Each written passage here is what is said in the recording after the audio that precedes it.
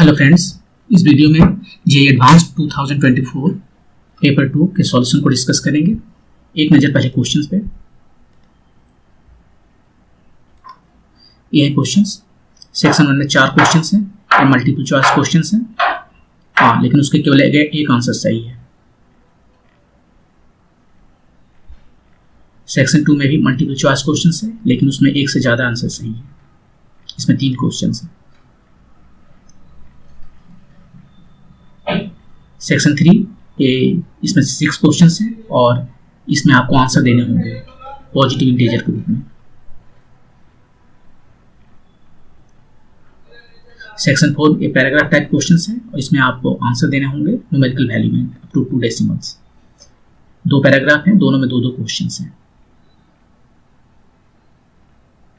तो ये थे क्वेश्चंस। अब चलते हैं इसको सॉल्व करने के लिए।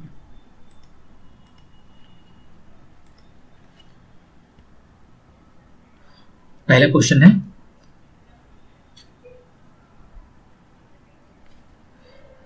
in a region in the form of an equilateral triangle in xy plane of height L has a uniform magnetic field B pointing in the z directions। ये नीचे में जो दिख रहा है ट्रायंगल, ये इस ट्रायंगल के अंदर में केवल मैग्नेटिक फील्ड है जिसका डायरेक्शन z एक्सिस में है और ये ट्रायंगल xy प्लेन में है। एक कंडक्टिंग लूप PQR ऊपर वाला जो ट्रायंगल है in the form of an equilateral triangle of the same height L, ये दोनों का हाइट दिया हुआ है L है, is placed in the xy plane with its vertex P at x is equal to 0 in the orientation shown in the figure. यहाँ पर जो है वर्टेक्स इसका जो P है यहाँ पर मैच कर रहा है, मतलब शुरू में ये इंटर नहीं किया है लेकिन ये जस्ट रेडी टू इंटर है मैग्नेटिक फील्ड में। At t is equal to 0 the loop starts entering the region of the magnetic field with uniform velocity v। ये भी दिखा दिया, v से इंटर कर रहा है। The plane of the loop and its orientation remain unchanged throughout its motion।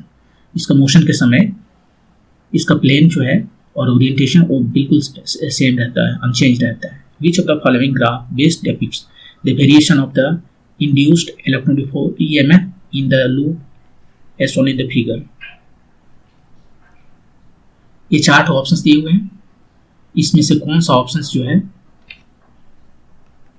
सही है ये बताना है। तो देखिए क्या हो रहा है कि 4 ऑप्शंस में हमें दिख रहा है कि ईएमएफ जो है सो शुरू में घट रहा है, 0 से घट रहा है और उसके बाद में फिर बढ़ना शुरू होता है। किसी में ये दोनों में बढ़ना शुरू होता है, तीनों में बढ़ना शुरू होता है, लेकिन एक्स इक्वल टू एल पर यहाँ पर एब्रप्टली बढ़ता है और बाकी जगह एब्रप्टली नहीं बढ़ता है। जो और सबसे जो प्रोफाउंड डिफरेंस है दोनों में कि एक्स इक्वल टू 2l पर देखिए यहाँ पर वैल्यू जो है सो इसका ऑलमोस्ट डबल है, यहाँ पर वैल्यू सेम है, यहाँ पर वैल्यू 0 है, यहाँ पर भी वैल्यू डबल है और उसके बाद तो 0 हो जाता है सब में।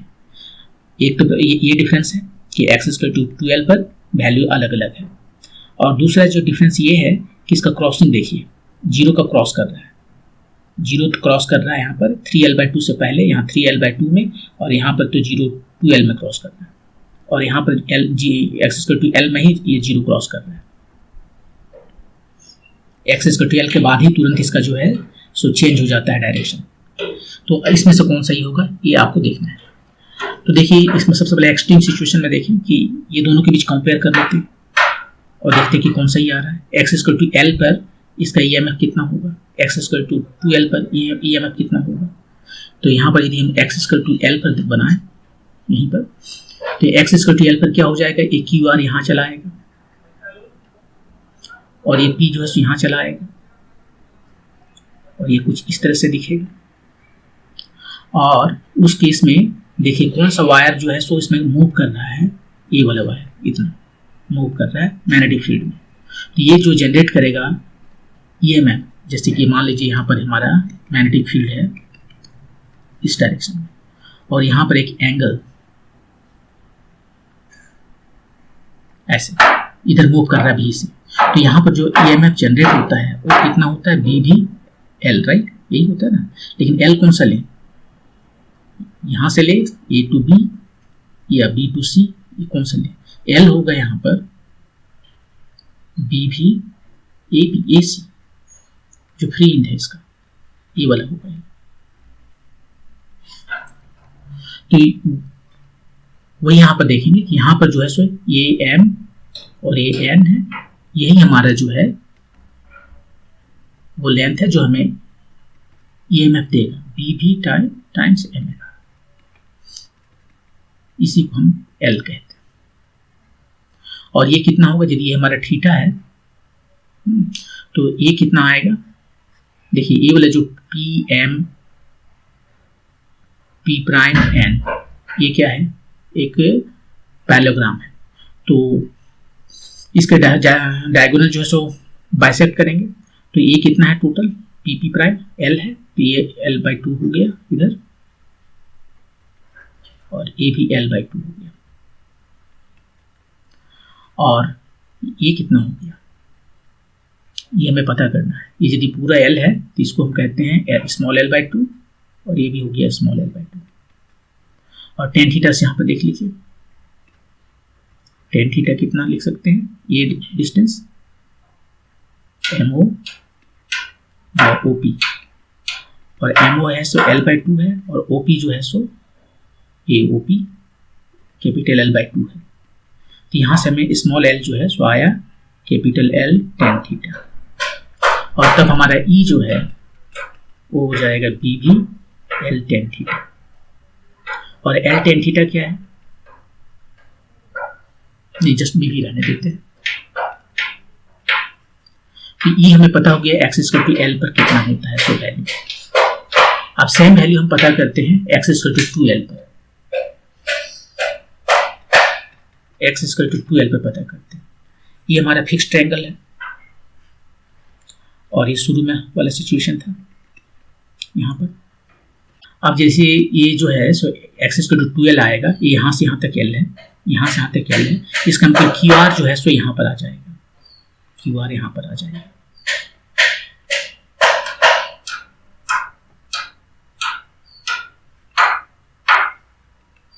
और मैग्नेटिक फील्ड इसमें है ना, अभी निकला नहीं है, जस्ट निकलने वाला है, तो यहाँ पर E जो है सो कितना आएगा, BVL, यही बोलते थे ना, और L यहाँ पर कितना है, L है टोटल लेंथ यहाँ से यहाँ तक, इसका नाम दे देते हैं कुछ MN,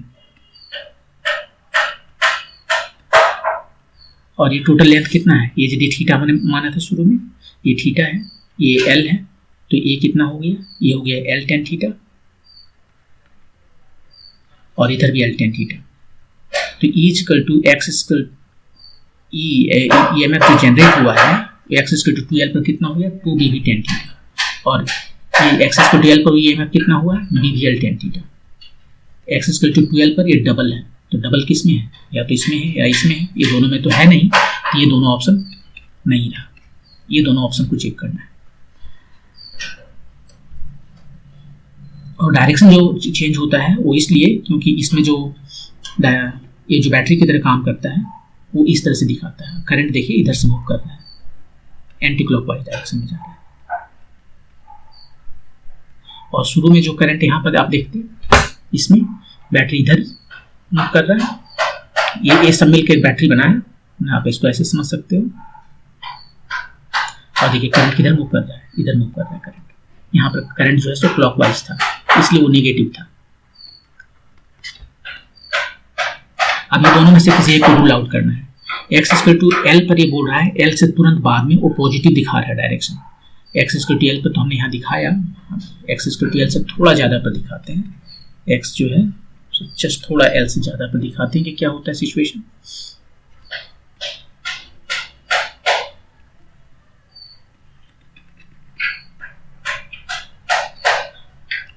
x equal to L पर यहाँ है, यहाँ पर आ गया हमारा,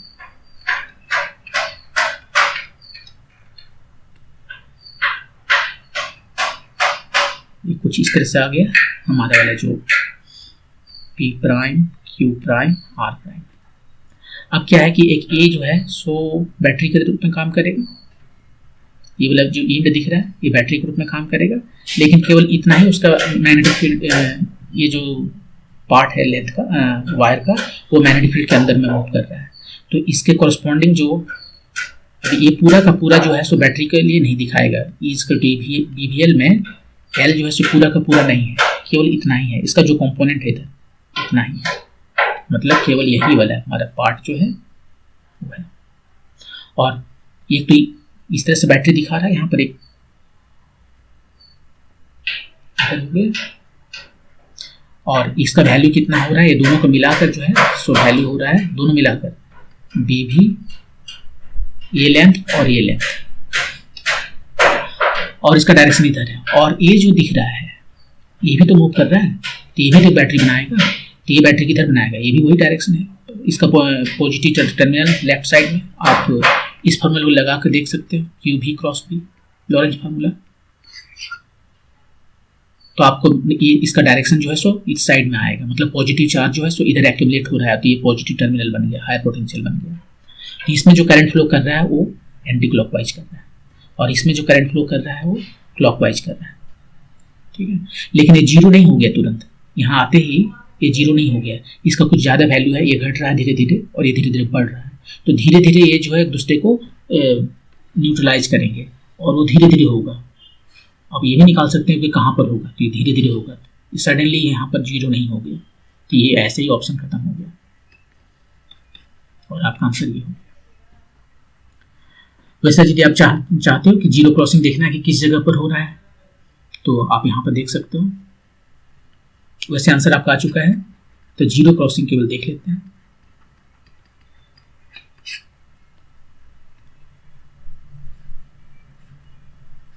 ये हमारा ट्रायंगल है,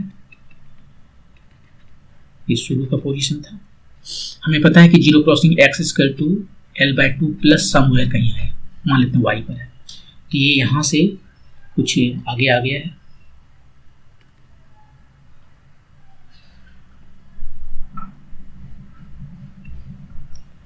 कुछ इधर आ गया,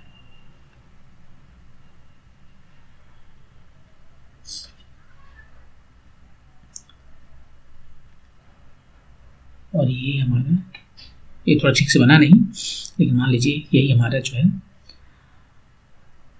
यहाँ पर ये जो है एक बैटरी हमें ये देगा, ये वाला लेंथ हमें एक बैटरी देगा, ठीक है।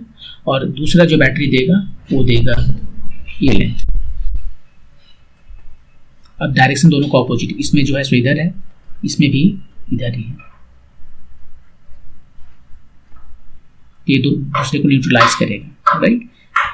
तो ठीक है, तो हम देखते हैं कि कब ये दोनों सेम हो जाएगा। इसका लेंथ जो है सो सेम हो जाना चाहिए, मतलब ये लेंथ जो दिख रहा है और ये लेंथ दोनों यदि सेम हो गया तो इसका वैल्यू सेम हो जाएगा। यहाँ से जो EMF जनरेट होगा वही EMF यहाँ जनरेट होगा, 2 वोल्ट यहाँ जनरेट होगा, 2 वोल्ट यहाँ जनरेट होगा, और ई नेट जो है वो हो जाएगा 0। तो वो सिचुएशन कब आएगा, तो इसको मान लेते हैं ये दोनों सेम है, ठीक है। और ये देखिए कितना चला है यहाँ पर, L/2 के बाद में यहाँ से यहाँ तक L/2 था, L था, ये L/2 नहीं होगा, L होगा। तो ये यहाँ से Y चल लिया, तो ये वाला भी Y चल लिया, ये शुरू में वहाँ था, अब इधर Y चल लिया। और उसके बाद में ये दोनों ट्रायंगल को देखिए, ये दोनों ट्रायंगल को, ये दोनों में सेम है, सेम इसलिए कि हम चाह रहे हैं कि दोनों जीरो हो जाए, हम चाह रहे हैं जीरो क्रॉसिंग, मतलब कि ये दोनों का वैल्यू सेम होगा तभी ये जीरो हो सकता है। और ये 90 डिग्री है, ये भी 90 डिग्री है, ये एंगल, ये दोनों जो है सो क्या हो जाएगा, कन्ग्रुएंट हो जाएगा। और उस केस में जब ये कन्ग्रुएंट हो जाएगा तो ये वैल्यू जो y है वो हो जाएगा ये वैल्यू y, ये दोनों कन्ग्रुएंट हो गए तो ये y हो गया। और उसके बाद में यदि हमें ट्रायंगल, ये पैरेललोग्राम देखें, तो पैरेललोग्राम है, तो यहाँ पर ये इंटरसेक्ट करता है, दिस इक्वल टू दिस और this total equal to this total, ये दोनों y डबल y है, 2y है, तो ये भी y हो जाएगा। अब यहाँ से हम केवल एक देखें, ये जो L है कितना हो गया, L कहाँ से कहाँ तक है, इसका हाइट L है, वो 3y के बराबर है, L जो है सो 3y के बराबर है, तो y कितना आया, L/3। ये कब आया, जब EMF जो जनरेट हुआ है वो 0 तब आया। तो यहाँ से x का वैल्यू क्या है, L प्लस y मतलब L/3, तो 1.33 L पर जो है वो क्या हो रहा है, EMF जो है सो 0 हो रहा है। एक बार फिर से समझा देते हैं, हम चाह रहे हैं वो सिचुएशन जब इसमें बैटरी जो EMF है वो 0 हो जाए, और x equal to L plus y situation हम देखते हैं L से थोड़ा ज़्यादा, तो L तक मूव करने का मतलब है ये जो बेस इसका है यहाँ से पार कर गया है, बेस यहाँ से थोड़ा पार कर गया, कितना पार किया, y. X equal to d, ये एल क्रॉस करेगा तो यहाँ पर था, उससे थोड़ा ज़्यादा वाई है, वाई यहाँ पर है। और उसके बाद हम देखते हैं कि जब इसमें EMF जीरो होना होगा तो बैटरी बनाता कौन है, बैटरी एक ये बनाता है, लेकिन हम कौन सा कंपोनेंट लेंगे, जो परपेंडिकुलर डायरेक्शन है वेलोसिटी का, तो ये कंपोनेंट हुआ।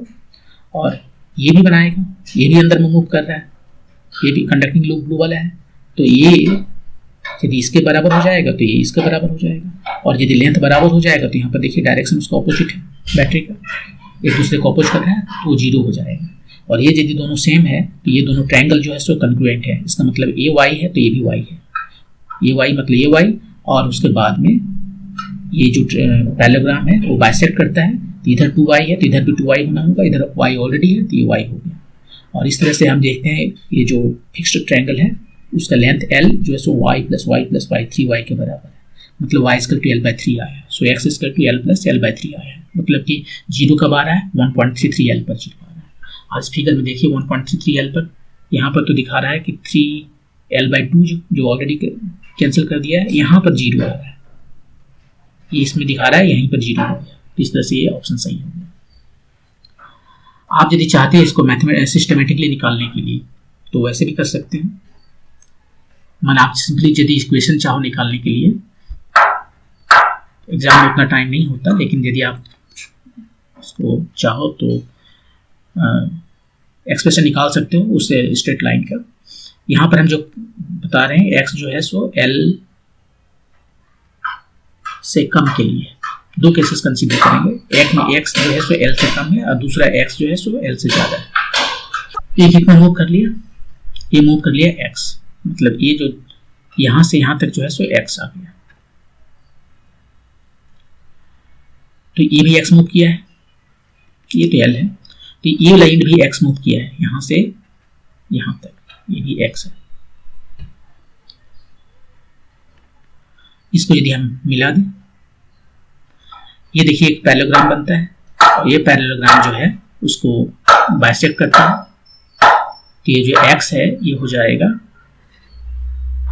x/2 इधर और x/2 इधर।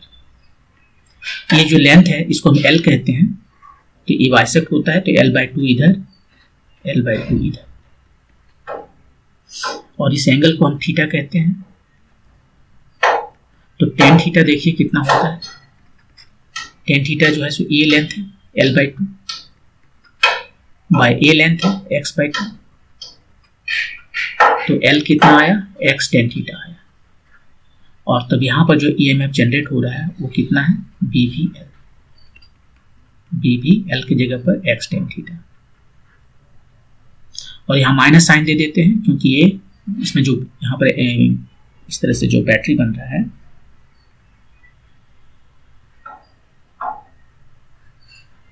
इसमें जो करंट फ्लो कर रहा है वो किस डायरेक्शन में करंट फ्लो कर रहा है, क्लॉकवाइज में, इसलिए मैंने माइनस दे दिया। तो ये जो है सो हमें एक एक्सप्रेशन मिल गया। देखिए स्ट्रेट लाइन का एक्सप्रेशन है, BV tan थीटा कॉन्स्टेंट है, x के साथ मूव कर रहा है, और x इक्वल टू l पर कितना हो जाएगा, minus BV L tan theta. लेकिन ये फार्मूला जो है सो x इक्वल टू l से ज़्यादा पर नहीं लगेगा, उसके लिए हमें फिर से बनाना पड़ेगा। ठीक है, एक्सप्रेशन आ गया। नेक्स्ट हम देखते हैं कि x जब l से ज़्यादा है लेकिन 2l से कम है तो उस केस में EMF कितना आता है। तो पहले हम फिगर बनाते हैं, ये स्टैटिक जो ट्रायंगल है वो ये है, शुरू में ऐसे था t इक्वल टू 0, ये p, ये q, ये r था। अब ये x से ज़्यादा ट्रेवल कर लिया, मतलब ये जो बेस इसका है यहाँ से क्रॉस कर गया है, तो हम यहाँ पर बना रहे हैं ये बेस उसका यहाँ से क्रॉस कर गया, मान लीजिए ऐसे है, और यहाँ से यहाँ तक का डिस्टेंस कितना है, x, तो ये डिस्टेंस कितना हो गया, x माइनस l, क्योंकि यहाँ से यहाँ तक l है और ये टोटल x है, तो ये x माइनस l है। ठीक है, और ये जो है सो कहीं पर बाइसेक्ट कर रहा है, ये देख रहे हैं पैरेललोग्राम है, ये जो पैरेललोग्राम दिख रहा है यहाँ पर इधर से जा रहा है, इधर से जा रहा है, इधर से जा रहा है, इधर से जा रहा है, ये कहीं पर बाइसेक्ट कर रहा है इस पॉइंट पर ओवर।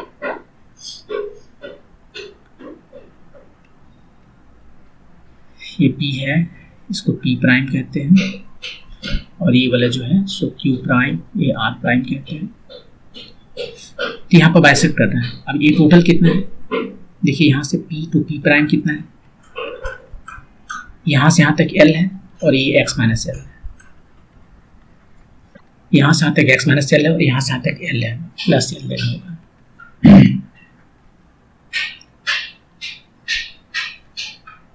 प्लस L, तो ये चला गया, बचा x। P प्राइम जो है x है और ये इसको डायगोनली बाइसेक्ट करता है, तो यहाँ से यहाँ तक PO जो है, PO या OP प्राइम जो है वो दोनों ही x/2 हो गया। तो ये एंगल यदि हमारा थीटा है तो इस सब वैल्यू में पता चल जाएगा। ये कितना वैल्यू पता चला, यहाँ पे लिख देते हैं, ये है x minus L tan theta, ये वाला वैल्यू। और ये वाला कितना है, ये है x/2 tan थीटा, इसका नाम दे देते हैं MON। तो MO का वैल्यू है इतना, और ये जो है इसका नाम दे देते हैं T इस पॉइंट का, इसका O prime, T prime, TO prime. इसमें जैसे मूवमेंट हो रहा है तो बैटरी कहाँ कहाँ बन रहा है, एक तो बैटरी यहाँ बन रहा है,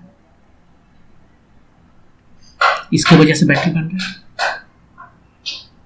लेकिन ये पूरा का पूरा मैग्नेटिक फील्ड में नहीं है। मैग्नेटिक फील्ड में यही है कि एक बैटरी ए बनाएगा जिसका कोरस्पॉन्डिंग लेंथ होगा ए, दूसरा बैटरी ए बनाएगा इसका कोरस्पॉन्डिंग लेंथ होगा ए, और तीसरा ए मूव कर रहा है तो इसका बैटरी बनाएगा उसका कोरस्पॉन्डिंग लेंथ यही होगा। तो जो दो बैटरी बन रहा है तो उसको हम यहाँ पे लिखें, एक ही साथ लिख देते हैं BVL। L यहाँ पर कितना आ रहा है, इसका नाम दे देते हैं M1 M प्राइम, इसका नाम दे देते हैं N प्राइम। ये MM प्राइम प्लस ये NN प्राइम, ये बैटरी इधर हुआ, इसका ऑपोजिट डायरेक्शन में जो फ्लो कर रहा है वो है TT प्राइम, ऑपोजिट डायरेक्शन में ये करते हैं। अब यहाँ पर देखिए ये दोनों का सम कितना है, ये टोटल में minus M prime N prime, total है MM minus M prime N prime, और ये M प्राइम N प्राइम और TT प्राइम ये दोनों तो सेम है। आप इसको हम मिला कर देख सकते हैं कि ये जो परपेंडिकुलर होता है और ये रेक्टेंगल बनाता है। तो यहाँ पर हम लिख सकते हैं BV MN माइनस ये दोनों सेम है तो 2TT प्राइम। अब MN का वैल्यू हमें पता है, MO का वैल्यू पता है, तो ON भी वही होगा क्योंकि ये पैरेललोग्राम बाइसेक्ट करता है, तो MO का डबल, सो x tan theta, x tan theta, और TT प्राइम इसका double 2x minus L tan theta.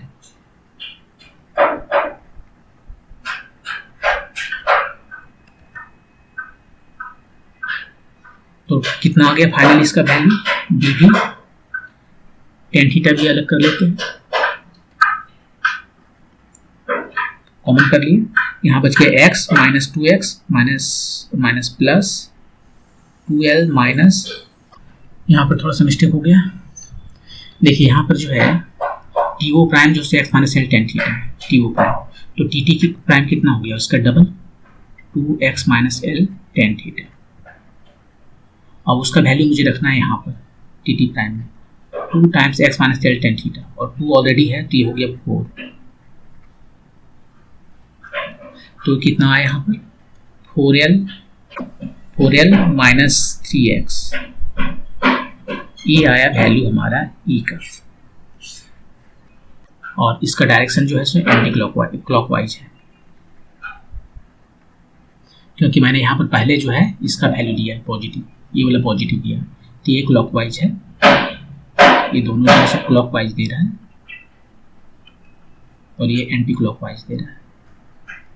Anti clockwise को ही मैंने माइनस मान लिया था इसलिए क्लॉकवाइज आया। अब इसको यदि हमें लिखना है एंटी क्लॉकवाइज में तो BV tan theta 3x minus 4, अब ये एंटी क्लॉकवाइज है, एंटी क्लॉकवाइज मतलब पॉजिटिव डायरेक्शन। तो ये हमारा E का वैल्यू आया फाइनली और ये देखिए कैसा स्ट्रेट लाइन है और कहाँ पर ये इंटरसेक्ट कर रहा है, कुछ वैल्यू पर इंटरसेक्ट कर रहा है। ये E0 कब होगा, जब 3x माइनस 4l 0 होगा। इसका मतलब x इक्वल टू 4/3l, तो 1.33l पर ये 0 होगा। और वैल्यू कितना हो रहा है, x इक्वल टू 2l पर वैल्यू कितना आ रहा है, x इक्वल टू 2l पर ये वैल्यू आ रहा है 2 tan थीटा। और उसके पहले देख चुके थे कि x इक्वल टू l पर वैल्यू, इसका पहला वाला केस में यहाँ पर माइनस bv tan थीटा और यहाँ पर प्लस 2bv tan थीटा। इन सबको देखते हुए आप आंसर कर सकते हैं। ओके, मूव करते हैं next question. A particle of mass m is under the influence of the gravitational field of a body of mass capital M, which is much greater than small m. The particle is moving in a circular orbit of radius r0 with time period t0 around the mass. Then the particle is subjected to an additional central force corresponding to the potential energy m alpha r cube. ये potential energy है, where alpha is a positive constant of suitable dimension and r is the distance between the center of the orbit, distance from the center of the orbit. If the particle moves in the same or circular orbit of radius r0, शुरू में r0 में move कर रहा था, अब भी वो r0 में मूव करता है, in the combined gravitational potential due to m and bcr, ये पोटेंशियल एनर्जी जो है। So but with a new period t1, तो वैल्यू बताना है इसका क्या होगा। एक पार्टिकल है यहाँ पर बड़ा सा कैपिटल M और एक छोटा पार्टिकल यहाँ पर जो है स्मॉल m, ये इसके चारों तरफ रोटेट कर रहा है, ठीक है, अपना ग्रेविटेशनल फील्ड की वजह से। तो ग्रेविटेशनल फील्ड की वजह से रोटेट कर रहा है, तो सर्कुलर मोशन के लिए यहाँ पर हम क्या करें, सर्कुलर मोशन के लिए एक फोर्स चाहिए जो इसे सेंट्रीपिटल फोर्स प्रोवाइड करता है mv²/r, रेडियस r0 है। और ये कितना होता है, ये होता है g/mm बाय डिस्टेंसेस के बीच का r² इक्वल टू mv²/r। इसको लिख सकते हैं m⍵² r0। तो यहाँ से हमें जो है सो टाइम पीरियड निकल जाएगा, इसको फिर लिख सकते हैं फर्दर 2π/t का स्क्वायर, इसका स्क्वायर करना पड़ेगा। और इसको उसने बोला है t0, टाइम पीरियड जो है शुरू में t0 है। तो ये जो है सो केवल ग्रेविटेशनल फील्ड की वजह से जो बातें हो रही है, अभी हम केवल ग्रेविटेशनल फील्ड को देख रहे हैं। तो हमें क्या मिला, एक रिलेशन मिला यहाँ पर, जी स्मॉल m तो कट गया, capital M by r0 cube is equal to 4π² by t0 square. ये क्या है, ये तो केप्लर्स लॉ है ना, ये सिंपली केप्लर्स लॉ है, p² equal to 4π² bye g/m r⁻3, ये केप्लर्स लॉ है विथ ग्रेविटेशन यहाँ कांस्टेंट के साथ में। इनफैक्ट यदि हम इसको चाहते तो ऐसे लिख सकते थे, यदि सेंटर ऑफ मास के अबाउट दोनों को रोटेट कर रहा है उसको हम कंसीडर करते तो ऐसे लिख सकते थे, लेकिन चूंकि बोल दिया m जो है कैपिटल m जो है स्मॉल m से बहुत बड़ा है तो उसको हटा देते हैं। ये हमारा केप्लर्स लॉ है। अब जो है हमारे पास क्या हो रहा है कि अब दो पोटेंशियल है विथ एक ग्रेविटेशनल प्लस एडिशनल जो पोटेंशियल दिया हुआ है VCR, दोनों को लेकर। कि VCR जो है यहाँ पर पोटेंशियल एनर्जी दिया है, एक फोर्स देगा, कितना फोर्स देगा, F equal to -dV/dr -d/dr और VC कितना है, m⍵/r क्यूब, m⍵/r क्यूब, ये आ गया प्लस 3m⍵/r⁴। प्लस का मतलब है ये रिपल्सिव फोर्स है,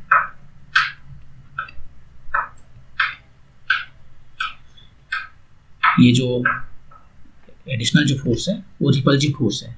और जिसको पहले जो ग्रेविटेशनल फोर्स था वो क्या था, वो था -gmm/r²।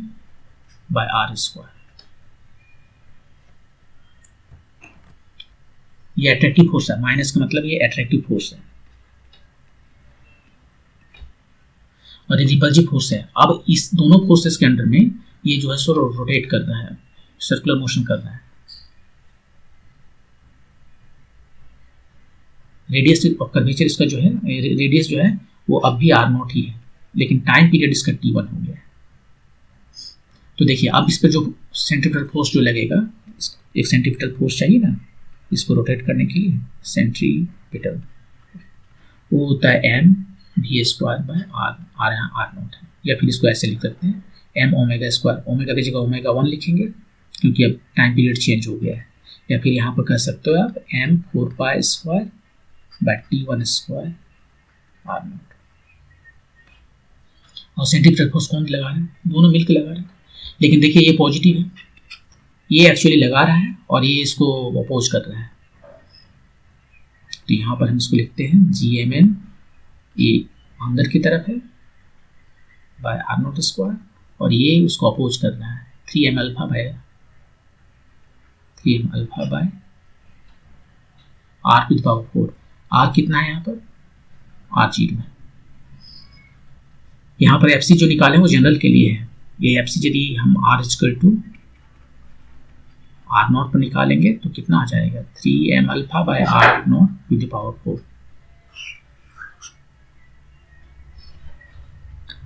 तो ये दोनों मिलकर जो है उसको सेंट्रीपिटल फोर्स प्रोवाइड कर रहा है। तो यहाँ से m देखिए फिर कट गया, t1² निकालते हैं, कितना है? ये आया 4π²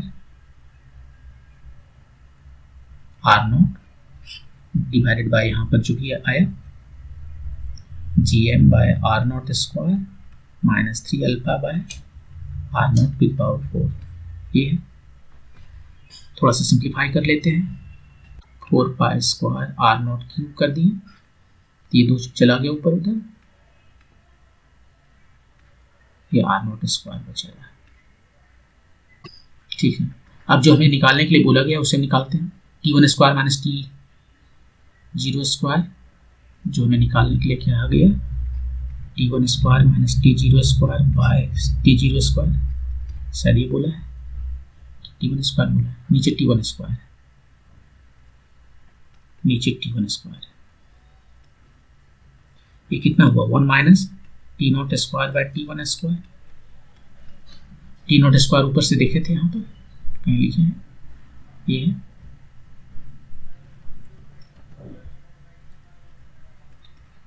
4π² r0 3 gmm/gm, यही तो है, बस इतना ही तो है।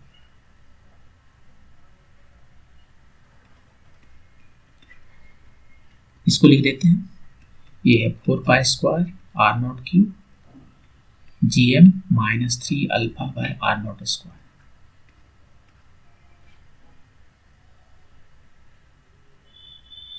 ये सभी तो चला गया, कितना बचा?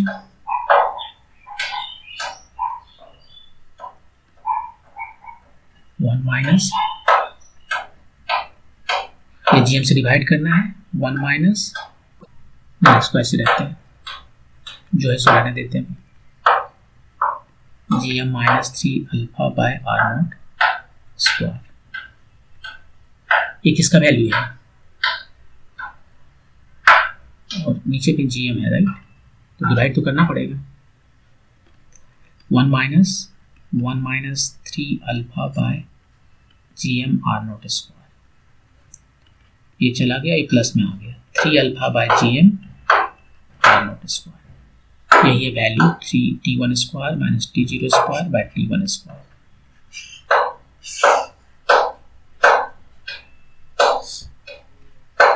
(3α/GM r0²) कौन सा ऑप्शन है? 3m/GM r0², 3α/GM r0², यही है सर, 3α/GM r0²। तो ये आंसर हो गया। Question number 3, a metal target with atomic number Z = 46 is bombarded with a high energy electron beam. the emission of X-rays from the target is analyzed. The ratio R of the wavelength of K alpha line and the cutoff is found to be R is equal to 2. Z is equal to 46 के लिए R is equal to 2 मिला, और R क्या है, ये wavelength का ratio है, K alpha line का जो वेवलेंथ है उसका और कट ऑफ के बीच का जो रेशियो है वो R is equal to 2 है, वो R है. If the same electron beam bombards another metal target with Z is equal to 41, just ये जो टारगेट है यहाँ पर जो मेटल टारगेट है जिसका Z 46 है, अब उसको 41 से रिप्लेस कर दिया और इलेक्ट्रॉन को कुछ नहीं किया, जितना हाई एनर्जी इलेक्ट्रॉन पहले था उतना ही हाई एनर्जी इलेक्ट्रॉन अब भी है, तो ये वैल्यू R कितना होगा. ये देखिए एक्सरे का क्वेश्चन है, और एक्सरे में क्या होता है, यदि एक्सरे का प्लॉट याद कीजिए तो एक तरफ आपका वेवलेंथ है, एक तरफ आपका इंटेंसिटी है, और वो आपको कुछ ऐसे दिखेगा.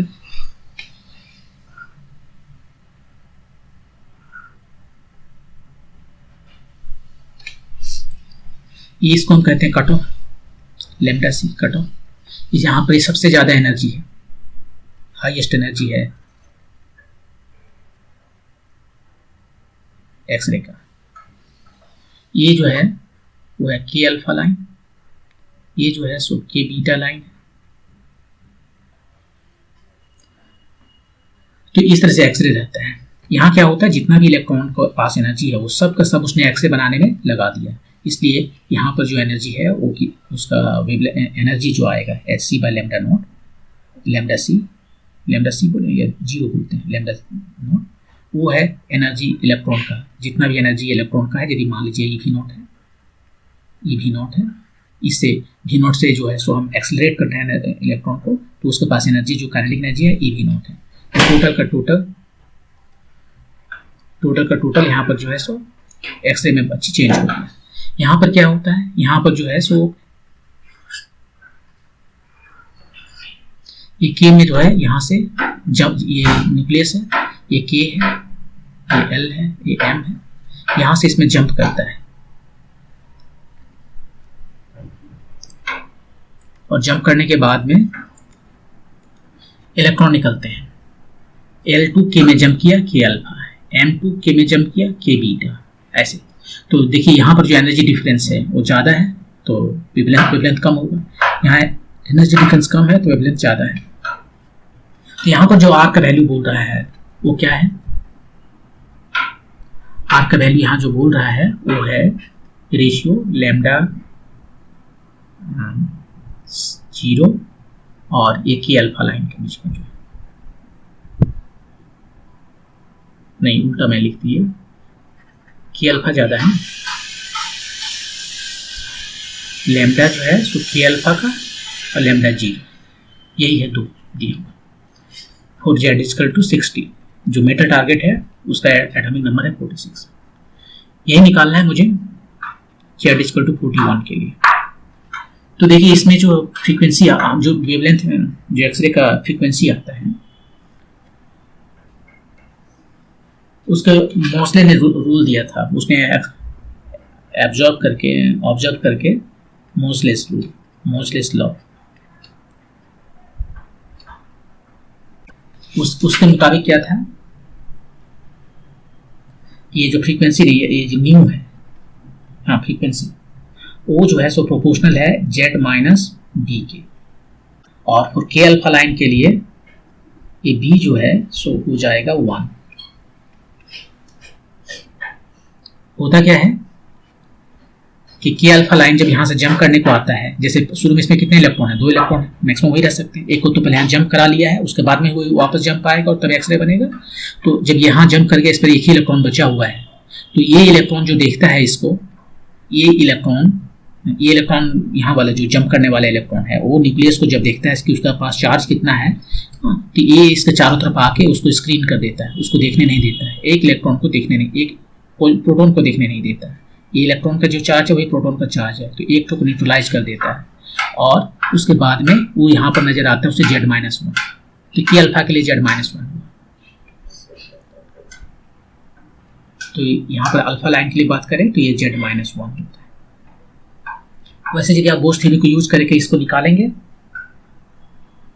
तो A का वैल्यू आ जाता है √/, 3/4 RC। मोस्टली भी से आप बिल्कुल यही जो यहाँ पर ट्रांजिशन हो रहा है इलेक्ट्रॉन का, और उसके बाद में जो लाइट निकल रहा है या ये में इलेक्ट्रोमैग्नेटिक वेव निकल रहा है, ये इतना आता है। तो यहाँ से आप लैम्डा निकाल सकते हैं। न्यू कितना आ गया, ये आ गया 3RC/4। C speed of light है, Z-1 lambda equal to C by nu. C by nu, nu का मतलब है 3RC टाइम्स 4 1/Z-1²। C चला गया। तो ये जो अल्फा है वो के अल्फा का बात कर रहे हैं, यहाँ पर जो भी अल्फा आ रहा है वो के अल्फा का बात कर रहे हैं।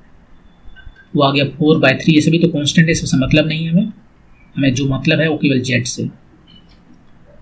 तो जो रेशियो है वो कितना हो गया, रेशियो जो है सो लैम्डा के अल्फा बाय लैम्डा नॉट। ये हो गया 4/3R। लैम्डा नॉट मतलब जो इलेक्ट्रॉन दिया गया है उसका एनर्जी हुआ ना। लैम्डा नॉट चेंज नहीं करेगा, बस इतने यहाँ पर लैम्डा नॉट ही रहने देते हैं।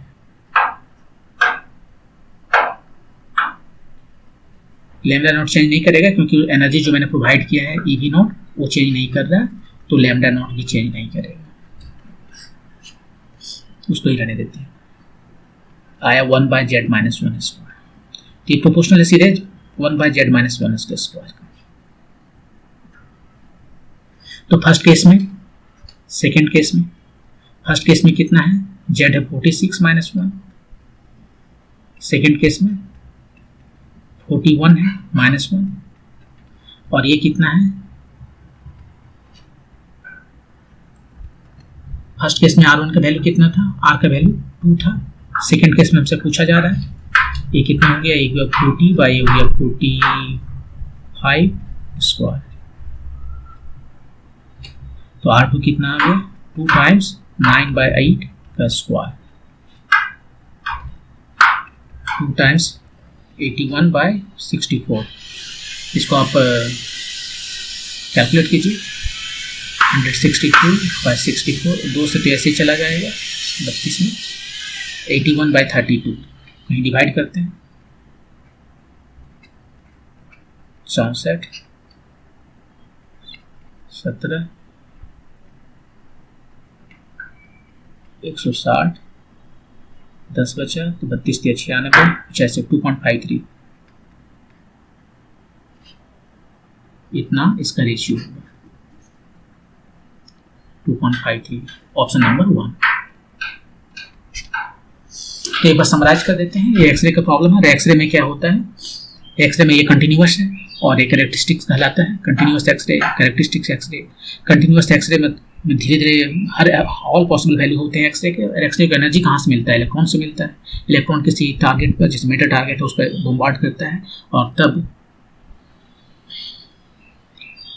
वहाँ पर वो एनर्जी जो एक्सरे जो रिलीज करता है।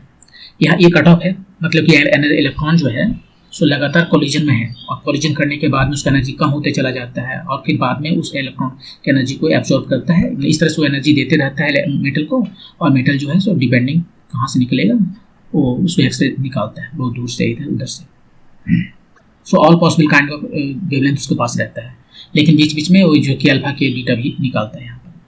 तो ये एनर्जी जो है सो सबसे ज़्यादा है। ये डिपेंड करता है कि जितना भी इलेक्ट्रॉन की एनर्जी है बिना किसी कोलिजन का दूसरे इलेक्ट्रॉन के साथ में या न्यूक्लियस के साथ में, उसने टोटल का टोटल एनर्जी जो है सो इलेक्ट्रॉन निकालने में दे दिया। तो यहाँ पर जो एनर्जी है वो मैक्सिमम है। और यदि इलेक्ट्रॉन जो जिस इलेक्ट्रॉन को जिससे हम एक्सेलरेट कर रहे हैं, जो वोल्टेज से एक्सेलरेट करते हैं वो चेंज ना करें तो ये चेंज नहीं होगा। और के अल्फा जो है वो डिपेंड करता है इसके मेटल के टारगेट पर, क्योंकि ये के अल्फा ये बिल्कुल बोर का जो ट्रांजिशन है, जो इलेक्ट्रॉन जंप करते हैं एक ऑर्बिट से दूसरे ऑर्बिट में और उसके बाद में जो इलेक्ट्रॉन की वेव निकलते हैं उससे रिलेटेड है। तो मोस्टली ने यहाँ पर देखा कि इसके बीच में जो रिलेशन है उसने एक्सपेरिमेंटली देखा कि ये इस तरह से जाता है। ये फ्रीक्वेंसी का स्क्वायर जो है वो मेटल टारगेट के एटॉमिक नंबर -1 के अल्फा के लिए 1 है। यदि के बीटा लेंगे तो उसके लिए 1 से ज़्यादा होगा। तो के अल्फा के लिए उसने देखा कि जेड ये जो है सो 1 होता है, और यदि बोथ थ्योरी को हम देखें तो ए का वैल्यू इतना आता है। वो हमारे लिए इंपॉर्टेंट नहीं है, हमारे लिए जो इंपॉर्टेंट है इस क्वेश्चन के लिए है, यहाँ से हम लेमडा निकाल सकते हैं, और लेमडा जो है सो सीधे 1/z-1 स्क्वायर होता है।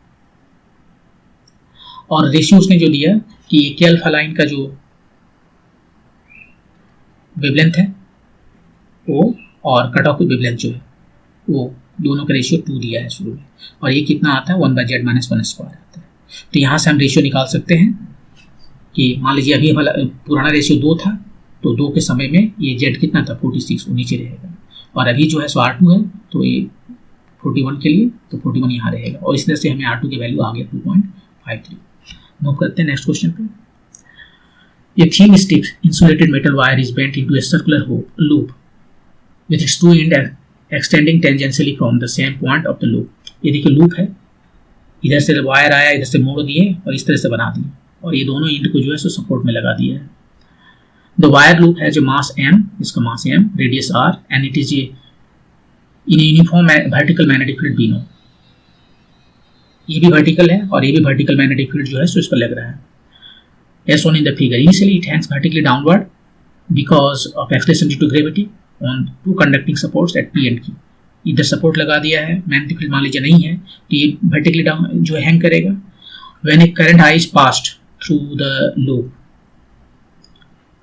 ओके मैग्नेटिक फील्ड है लेकिन इसमें करंट नहीं है, तो करंट नहीं तो कोई फोर्स नहीं लगेगा, कोई टॉर्क नहीं लगेगा, तो अपना हैंग करते रहेगा vertically.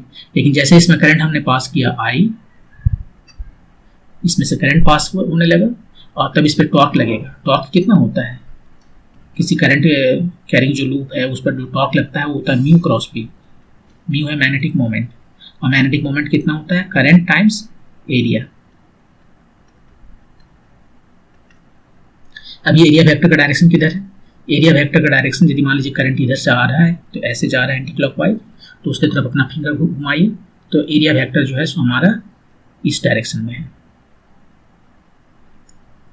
Perpendicular to the plane और इनसाइड गोइंग जा रहा है। आप अपना प्लेन हाथ को लीजिए, राइट हैंड कर्ल को, चारों फिंगर्स को कर्ल कीजिए करंट के डायरेक्शन में, तो थंब दिखाएगा एरिया वेक्टर का डायरेक्शन।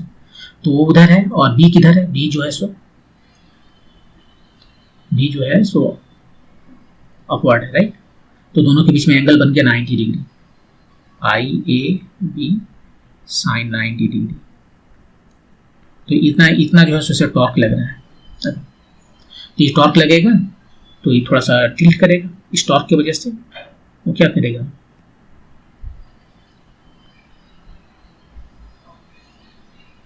A क्रॉस B, इधर टॉर्क लग रहा है, टॉर्क का जो डायरेक्शन इधर दिखा रहा है, तो ये जो है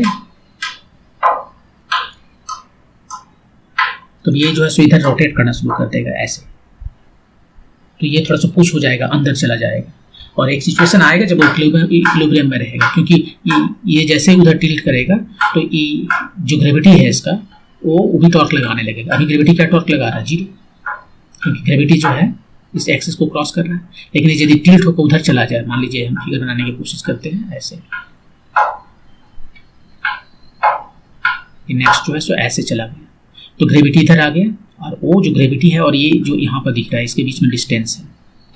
आप 2D फिगर में समझाना दिक्कत हो रहा है, आप सोचिए कि आपके पास एक लूप है और उसको थोड़ा सा टिल्ट कीजिए इसके डायरेक्शन, इस एक्सिस के अबाउट, तो क्या होगा कि उसका ग्रेविटी थोड़ा ऊपर चला जाएगा, ग्रेविटी थोड़ा ऊपर चला जाएगा, तो वो ग्रेविटी बोल रहा है इसका सेंटर ऑफ मास ऊपर चला जाएगा, तो सेंटर ऑफ मास पर ग्रेविटी लग रहा है, वो इसको नीचे वापस लाना चाहता है पुरानी पोजीशन में, और ये जो है उसको उधर ले जाना चाहता है, तो दोनों इसको बैलेंस में रखेगा।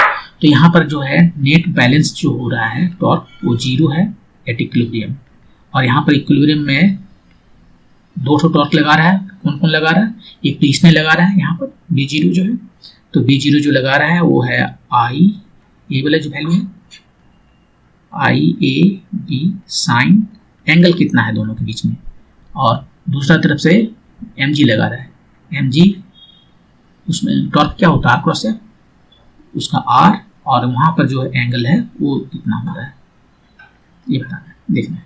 आप केवल एंगल देखने का सवाल है।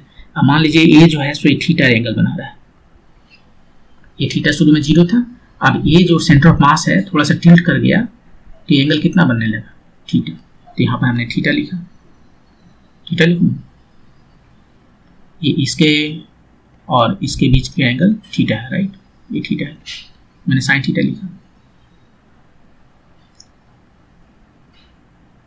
और यहाँ पर जो एंगल है, आप देखिए इसके बीच में एंगल कितना बन रहा है, बी का जो डायरेक्शन है अपवर्ड है, ठीक है, इधर है डायरेक्शन इसका, अपवर्ड है।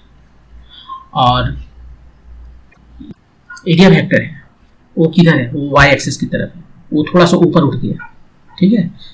अभी देखिए शुरू में एरिया वेक्टर परपेंडिकुलर है, मैंने मान लीजिए जो वाई एक्सिस की तरफ में, और ये जो है सो जेड एक्सिस की तरफ में। और उसके बाद में यदि हमारा लूप थोड़ा सा वाई एक्सिस की तरफ गया तो एरिया वेक्टर का जो डायरेक्शन है, जो वाई एक्सिस है, वो थोड़ा ऊपर उठ गया। तो एंगल बिटवीन बी और एरिया वेक्टर थोड़ा कम हो गया, कितना कम हो गया, थीटा कम हो गया। तो यहाँ पर जो है सो 90 डिग्री माइनस थीटा हो जाएगा। तो ये हो गया I A B cos theta, और ये हो गया R N G sine theta. तो यहाँ से आ गया कि tan theta is equal to I, ये स्मॉल आई और कैपिटल आई हमारा समझ लीजिए सेम है, A B by M G R. अब आई का वैल्यू रख दीजिए कितना है और आपका काम हो गया। बी तो यहाँ पर दिया हुआ है, बी नॉट है, एरिया आई जो सो आई है, नहीं मैंने आई का वैल्यू क्या रखना, आई तो आई है, ये जो सो पाई आर स्क्वायर है, B by M G R. एक आर चला गया और आपके पास आया pi R I B by M G. कौन सा ऑप्शन है, ये टेन थीटा है, टेन थीटा जो है सो pi R I B M G, option number 1 ये सही हो गया। तो इसमें क्या है कि बस आपको ये इंपॉर्टेंट है ये देखना कि ये एंगल दोनों के बीच कैसे वेरी कर रहा है। एक बार समराइज कर देते हैं।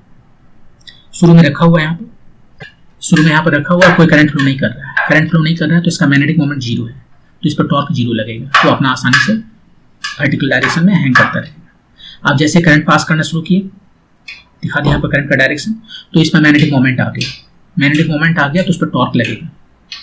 तो t = 0 पर जो है ये टॉर्क ये है, ये जो टॉर्क यहाँ दिख रहा है वो t = 0 पर है, बहुत शुरू में। मैग्नेटिक मोमेंट, ये मैग्नेटिक जो मोमेंट है उसका डायरेक्शन किधर है, एरिया वेक्टर के डायरेक्शन में, और एरिया वेक्टर का डायरेक्शन हम राइट हैंड कर्ल रूल से निकाल सकते हैं। करंट की ओर अपना फिंगर कर्ल करते हैं, हमें थंब जो है सो दिखाता है डायरेक्शन एरिया वेक्टर का। इस केस में यदि हमारा एक्स वाई प्लेन में ये फिगर है, एक्स जी प्लेन में हमारा मान लीजिए ये है, एक्स है और ये जी है और इधर y है कहीं, तो ये y जो है सो ये वाला डायरेक्शन है, perpendicular to the field into the field. तो उधर हमारा एरिया वेक्टर दिखा रहा है, तो दोनों के बीच में एंगल 90 डिग्री है, ए आई बी आई है। लेकिन जब इस पर इतना फोर्स लगने, टॉर्क लगने के बाद क्या करेगा, उस एक्सिस के अबाउट में रोटेट करने की कोशिश करेगा, तो इस एक्सिस के अबाउट में वो थोड़ा उधर टिल्ट हो गया। लेकिन जैसे ही टिल्ट होगा तो ये ग्रेविटी जो इस पर, उसका जो सेंटर ऑफ मास पे लग रहा है, वो एक ऑपोजिट डायरेक्शन में टॉर्क लगाना शुरू कर देगा, और तब उसे इक्विलिब्रियम पोजीशन मिल जाएगा जब दोनों का टॉर्क जो सेम हो जाएगा। तो यहाँ पर जो है इक्विलिब्रियम में देख रहे हैं कि दोनों का टॉर्क सेम हो गया। ये टॉर्क जो लग रहा है वो मैग्नेटिक फील्ड की वजह से लग रहा है, और ये जो है सो ग्रेविटी की वजह से लग रहा है। तो मान लेते हैं कि ये जो परपेंडिकुलर डायरेक्शन है उसके साथ में थीटा एंगल बनाता है इसका सेंटर ऑफ मास, मतलब सेंटर जो है यहाँ पर। तो वो सेंटर ऑफ मास जो है, ग्रेविटी जो कितना टॉर्क लगाएगा, r times force, r m g, और यहाँ पर साइन थीटा लेना पड़ेगा, साइन थीटा। ये एंगल जो है उस सिचुएशन में, अब देखिए एंगल जो है सो बी नॉट और एरिया वेक्टर के बीच में कितना हुआ। एरिया वेक्टर जो है अभी 90 डिग्री है, जस्ट इस डायरेक्शन, वाई एक्सिस के डायरेक्शन में। यदि ये लूप उस डायरेक्शन में थोड़ा सा टिल्ट कर गया है तो एरिया वेक्टर थोड़ा ऊपर उठ जाएगा, तो एंगल बिटवीन बी नॉट और एरिया वेक्टर कम हो जाएगा 90 डिग्री से, 90 - 8 थीटा हो जाएगा, और तब इसको वैल्यू यहाँ पर रखते हैं और हमें 10 थीटा निकल जाता है। मूव करते हैं नेक्स्ट क्वेश्चन पर। सेक्शन 2 में इसमें 3 क्वेश्चन हैं और तीनों ही क्वेश्चन में एक से ज़्यादा आंसर सही हो सकते हैं। पहला क्वेश्चन देखते हैं। A small electric dipole P not having a moment of inertia I about its center is kept at distance r from the center of a spherical sail of radius r. ये spherical sail है,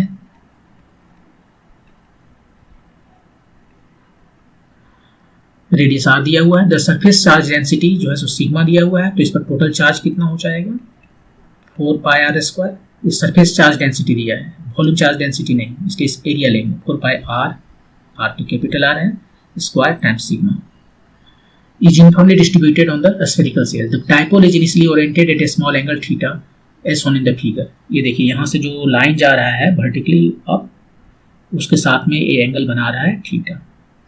ये किधर रहना चाहेगा, इसका देखिए मैंने ये जो डाइपोल है माइनस क्यू प्लस क्यू, ये इसका डायरेक्शन है minus Q two plus Q, तो ये किधर रहना चाहेगा, ये चाहेगा इक्विलिब्रियम में कि जो फील्ड इस पर जो है इस तरह से कि फील्ड का डायरेक्शन इधर है ना, तो फील्ड के डायरेक्शन में ही ये रहना चाहेगा, लेकिन थोड़ा सा इसको हमने टिल्ट कर दिया है, टिल्ट करके रखा है ताकि वो एक ऑसिलेशन कर सके। While staying at a distance r, the dipole is free to rotate about center.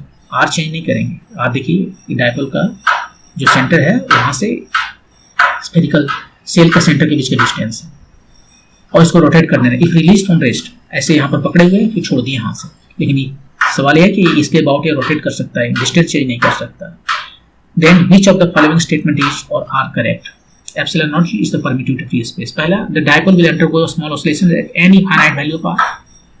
Are की किसी भी वैल्यू के लिए क्या है डाइपोल ऑसिलेशन करेगा? नहीं, क्योंकि आर यदि ये कैपिटल आर से छोटा हो गया तो क्या होगा कि आर जो है तो कैपिटल आर से छोटा हो गया तो इलेक्ट्रिक फील्ड उसके अंदर में कितना होता है, इलेक्ट्रिक फील्ड यहाँ पर क्या है 0। अब इलेक्ट्रिक फील्ड ही नहीं लगेगा तो क्या रोटेट करेगा, वो जैसे का जैसे अपना पड़ा हुआ रहेगा, तो ये सही नहीं है।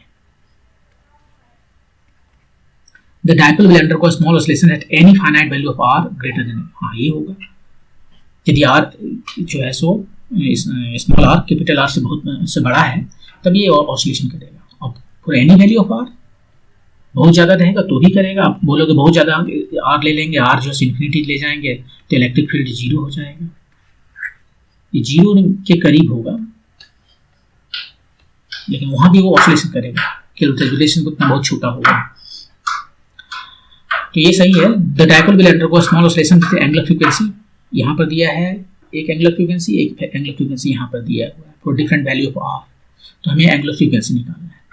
तो एंगुलर फ्रीक्वेंसी निकालने के लिए हम क्या करेंगे, पहले देखते हैं इस पर जो टॉर्क लग रहे हैं, ये इलेक्ट्रिक फील्ड एक टॉर्क लगा रहा है और तभी तो ये इस तरह से जो है रोटेट कर रहा है ना, ये ऑसिलेशंस कर रहा है। तो ऑसिलेशन के लिए इस पर एक टॉर्क लगेंगे, और टॉर्क कितना है, टॉर्क होता है P cross E। Magnetic field case में ये म्यू क्रॉस B होता था, magnetic moment cross product magnetic field. इस केस में electric moment, electric dipole moment या इलेक्ट्रिक मोमेंट जो भी करना चाहते हैं, डाइपोल मोमेंट करना चाहें, क्रॉस प्रोडक्ट इलेक्ट्रिक फील्ड, और डाइपोल P है, E कितना है, E का वैल्यू निकालना पड़ेगा, फिलहाल मान लेते हैं E है, और दोनों के बीच का एंगल साइन थीटा है। चूंकि R चेंज नहीं कर रहा है तो E का वैल्यू भी चेंज नहीं करेगा, P E साइन थीटा, यदि थीटा स्मॉल है तो थीटा हो जाएगा। और ये हमेशा जो है माइनस साइन दे देते हैं, इसलिए माइनस साइन इसलिए देते हैं कि ये इसके यदि इस तरफ जाएगा, मान लीजिए ऐसे आ जाए फील्ड यहाँ पर, तो ये इसको इधर रोटेट करना चाहता है, इधर है तो इसको रोटेट इधर कराना चाहता है, इसलिए माइनस दे रहे हैं, माइनस इसलिए दे रहे हैं। तो ये देखिए क्या हो गया, ये सिंपल हार्मोनिक मोशन हो गया। तो इसका ऑसिलेशन कैसे दिखाते हैं, टाउ इक्वल टू क्या लिखते हैं, टाउ इक्वल टू लिखते हैं एम के जगह पर फोर्स में याद कीजिए, force equal to minus m omega square x लिखते हैं। तो वैसे टॉर्क के लिए लिखेंगे minus I omega square x की जगह theta, I omega square x की जगह थीटा, और यहाँ से आई ओमेगा निकालना है मुझे, राइट। ओमेगा स्क्वायर कितना आ गया, पी ई बाय आई, तो ओमेगा हमें निकल आया पी ई बाय आई का स्क्वायर रूट, पी बाय आई का स्क्वायर रूट, एंगुलर फ्रीक्वेंसी वही ओमेगा का बोला है। तो पी ई का वैल्यू केवल निकालना है मुझे, ई का वैल्यू कितना है, पी ई का वैल्यू है 1/4 pi epsilon not Q, Q के वैल्यू यहाँ निकाले हुए हैं 4 pi R square sigma by distance square, ये ई हो गया, और आई इसका मोमेंट ऑफ इनर्शिया, इस एक्सिस के अबाउट इसका moment of inertia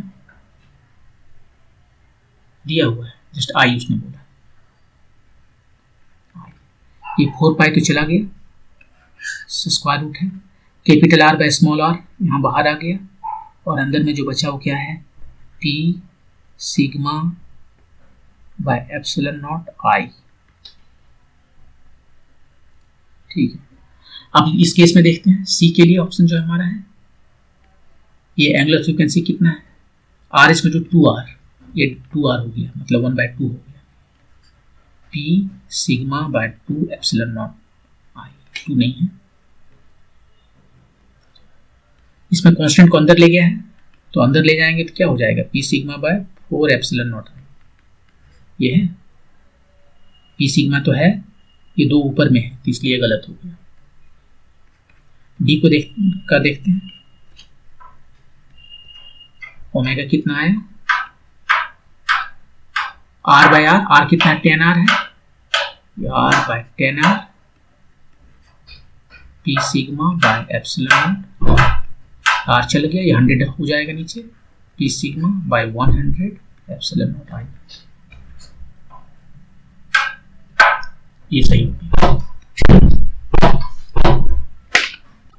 A table tennis ball has radius 3/2 times 10⁻², मतलब 3/2 1.5 सेंटीमीटर। मास इसका दिया हुआ है। It is slowly posted down into a swimming pool to a depth d = 0.7 meter below the water surface and then released from a rest. It emerges from the water surface at a speed v without getting wet and rises up to a height capital H. Which of the following options is or are correct? पाई का value दिया हुआ है, density water दिया हुआ है, viscosity water दिया हुआ है। पहला, the work done in pushing the ball to the depth d is 0.077 joule. ये सही है या नहीं है? देखिए क्या हो रहा है, एक बकेट है, उसमें टेबल टेनिस को लेकर डुबा रहा है, स्विमिंग पूल में डुबा रहा है। मान लेते हैं हमारा जो भी है स्विमिंग पूल इधर है, वाटर यहाँ पर है, इसमें जो है सो डुबाया जा रहा है इसको। कौन कौन सा फोर्स लग रहा है इस पर? एक तो फोर्स इसका ग्रेविटी का फोर्स लग रहा है, दूसरा फोर्स इस पर बॉयंसी का फोर्स लग रहा है, और तीसरा जब ये मोशन में रहेगा तो विस्कोसिटी फोर्स भी लगेगा। पहला क्वेश्चन क्या बोल रहा है, it is pushed slowly. Slowly का मतलब स्पीड हमेशा उसका 0 है, स्पीड हमेशा 0 है। तो स्पीड 0 कब होगा, जब उस पर नेट फोर्स 0 होगा। तो स्पीड 0 है, इसका मतलब विस्कोसिटी नहीं है, विस्कोसिटी स्पीड पर डिपेंड करता है। विस्कोसिटी जो है सो दिया जाता है 6 पाई r ईटा भी। तो नेट फोर्स यहाँ पर 0 है, तो नेट फोर्स, तो ये दोनों फोर्स है वो 0 है, नहीं उस पर हम भी फोर्स लगा रहे हैं, ये दोनों फोर्स नहीं, जो आदमी है उसको ले जा रहा है वो भी फोर्स लगा रहा है, वो मान लेते हैं F फोर्स लगा रहा है। अब तीनों मिला के 0 है, ये आदमी ने फोर्स लगाया, ये ग्रेविटी ने फोर्स लगाया, और ये बॉयंसी ने फोर्स लगाया ऑपोजिट डायरेक्शन में, तीनों मिला के 0 है। तो F आ गया B - mg, इतना फोर्स आ गया। अब वर्क डन कितना किया आदमी ने, वो जो फोर्स है टाइम डिस्प्लेसमेंट, ये फोर्स जो है सो कांस्टेंट है, इसलिए हम सीधे लिख सकते हैं Ft। अब F की जगह पर B - mg और D की जगह D। अब B कितना होता है, D होता है जितना वाटर इसने डिस्प्लेस किया इस बॉल ने, उसका वेट, तो V रो वाटर G। V जो है जो इसने वाटर डिस्प्लेस किया, और कितना वाटर डिस्प्लेस करेगा, जो इसका भी वॉल्यूम है -mg।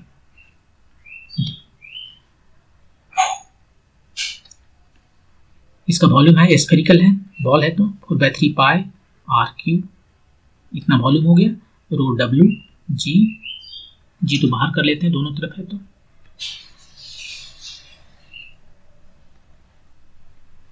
-mgd, यही वर्क डन उसने किया। अब सबका वैल्यू रख दीजिए, आपका आंसर आ जाएगा। देखते हैं क्या है, 4/3 टाइम्स पाई को बोला साइड 22/7 लेने के लिए, सम स्पेशल रीजन से, क्योंकि बाकी सारे वैल्यू ऐसे हैं कि देखिए यहाँ भी 22/7 है, कट के आसानी हो जाए, डेसिमल में नहीं आए। आर का वैल्यू कितना है, 3/2 टाइम्स 10⁻², उसका स्क्वायर पावर 3 करना है, 3/2 टाइम्स 10⁻², उसका पावर 3 करना है। वाटर का डेंसिटी वो तो 1000 ही दिया है और उतना ही होता भी है, मास इसका देखिए कैसे दिया है, 22/7 ग्राम, बहुत कम है, 22/7 ग्राम, इतना नहीं, ये तो बहुत कम हो गया, लेकिन क्वेश्चन बनाना है। जी का वैल्यू 10 है और डी का वैल्यू 0.7 मीटर है।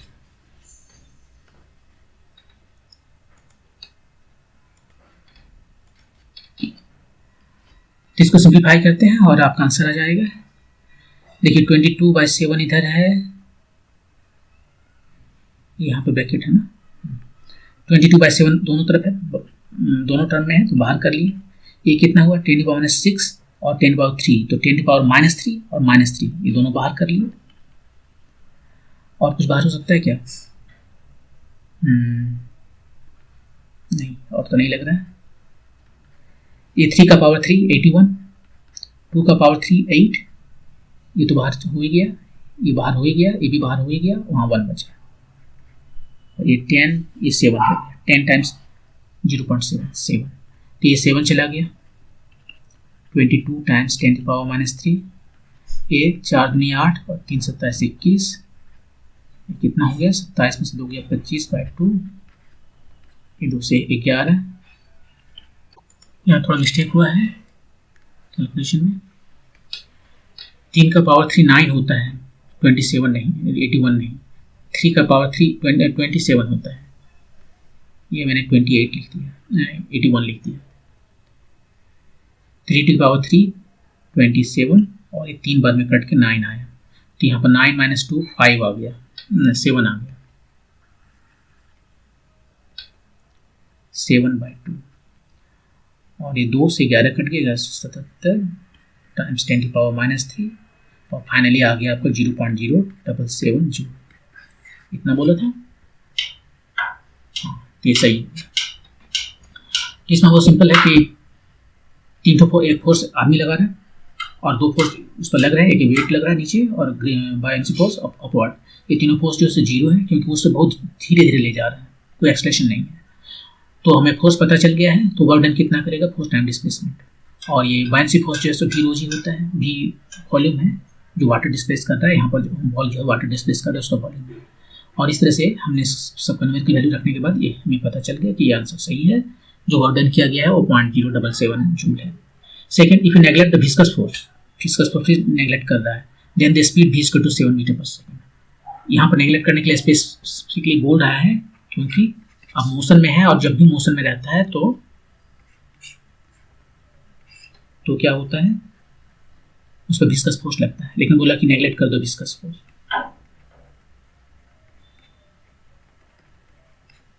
ठीक है, तो इस पर जो फोर्स लग रहा है 2 लग रहा है, mg, और ऊपर में बायएंसी फोर्स। तो ऊपर जो फोर्स लग रहा है नेट, वो कितना है, b - mg। एक्सलेशन कितना हो जाएगा, b - mg बाय मास। ये सब फिक्स है, b फिक्स है, mg फिक्स है, m फिक्स है, तो ये कांस्टेंट है। कांस्टेंट है तो हम कौन सा फॉर्मूला लगाएं इसको वेलोसिटी निकालने के लिए, v² = u² - 2as, ये लगा सकते हैं। ये वेलोसिटी पूछा है कि यहाँ पर वेलोसिटी क्या है, यहाँ पर वेलोसिटी जो है सो 0 है, शुरू में 0 है। ये एक्सलेशन यहाँ पर ये लिखेंगे, और ये हाइट कितना है, उसने 0.7 मीटर बोला था, जिसको d बोल रहा है, वो डेप्थ में रखा था v²। और ये प्लस देना पड़ेगा मुझे, क्योंकि ये मेरा पॉजिटिव है, ऊपर है, ये प्लस है, तो ये प्लस हो गया, और v जो है सो आ गया √2ad, और ad की वैल्यू रखते हैं ये यहाँ से। अभी इस डायरेक्ट वैल्यू नहीं रखेंगे, b के टर्म में रखेंगे, वेरिएबल के टर्म में। अभी कुछ देर पहले निकाले थे हमने b - mg d, ये नेट फोर्स था, और d ये वर्क डन था। तो वर्क डन हमें पता है, 2m की वैल्यू लिखेंगे, वर्क डन 0.077, m का वैल्यू कितना है, m का वैल्यू दिया हुआ है 22/7 ग्राम, 22/7 ग्राम। ये इधर आ गया 10⁻³ और ये चला गया 11 दूनी 22, 11 7 77, ये 2 चला गया केवल 7 सो 7 मीटर पर सेकेंड। ये उसका स्पीड है जब ऊपर पहुंचेगा 7 मीटर पर सेकेंड। तो ये आंसर भी सही हो गया।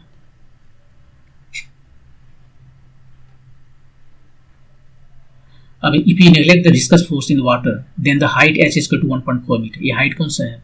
पानी से बाहर निकल के h हाइट तक गया है। तो energy conservation law of energy लगा लेते हैं यहीं पर और सी का देखते हैं। यहाँ से निकल गया है 7 मीटर पर सेकेंड से, कहाँ तक जाएगा? जो भी फॉर्मूला लगाना हो आप यहाँ पे एनर्जी दोनों सेम कर सकते हो, काइनेटिक और पोटेंशियल एनर्जी, और वेलोसिटी से निकाल सकते हो, जैसे भी निकालना हो आप निकाल सकते हो। एनर्जी से निकालते हैं, इसको 1 इसको 2 कहते हैं। एनर्जी 1 पर जो है वही एनर्जी 2 पर है। यहाँ पे एनर्जी काइनेटिक है केवल 12 mv²। यहाँ पर पोटेंशियल एनर्जी है mgh, m चला गया तो यहाँ से भी h आ गया v²/2g। v जो है 7 है, 2g 20 है, और ये आ गया 49, सो 49 का हाफ 49 4.9 सो 2.45 मीटर। दूसरा तरीका से ऐसे निकालना चाहते हो यदि आप कि v² is equal to u² minus 2gh।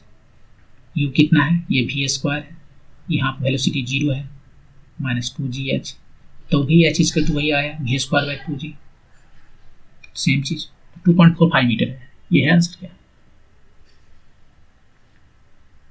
1.4 metre दिया, ये गलत हो गया। लास्ट वाला देखते हैं। The ratio of the magnitude of the net force excluding the viscous force to the maximum viscous force in water is 500/9।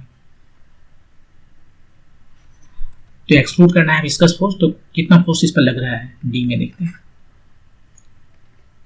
जो फोर्स लग रहा है, एक तो बायंसी फोर्स लग रहा है, एक वेट लग रहा है, और एक विस्कस फोर्स लग रहा है। विस्कस फोर्स हमेशा अपोज करता है वेलोसिटी का, तो वेलोसिटी अप है तो विस्कस फोर्स नीचे लग रहा है। तो बिना विस्कस फोर्स का जो फोर्स है तो कितना लग रहा था? b माइनस mg, b ऊपर mg नीचे, और इसका रेशियो बताना है विस्कस फोर्स। अब विस्कस फोर्स तो किस पर डिपेंड करता है? वो डिपेंड करता है वेलोसिटी पर। तो मैक्सिमम बताना है, जब वेलोसिटी मैक्सिमम होगा विस्कस फोर्स मैक्सिमम होगा, b माइनस mg, और ये होता है 6 पाई r ईटा v। तो v जो मैक्सिमम कितना है? 7 ना। यहाँ से स्पीड तो धीरे धीरे स्पीड बढ़ना शुरू हुआ था, यहाँ पर जो है मैक्सिमम आ गया था 7 मीटर पर सेकेंड, ये मैक्सिमम 7 हो गया। अब b माइनस mg वैल्यू हमने निकाला था कहीं पर, b माइनस mg जो है, b माइनस mg को w/d कर दें, w/d, और इधर जो वैल्यू है 6 पाई 22/7 r की वैल्यू कितना है? 1.5 सेंटीमीटर, 3/2 10⁻²। ईटा का वैल्यू कितना दिया है विस्कोसिटी का? 10⁻³ प्रोवाइज, 10⁻³ SI यूनिट है, और भी ये 7 है। और w/d तो हमने निकाला था पहला ही क्वेश्चन में 0.077, और d जो है सो शायद 0.7 है। ये 7 यहाँ से चला गया, और जो बचा है 2 11 चला गया, तो 11 टाइम्स 18 टाइम्स 10⁻⁵,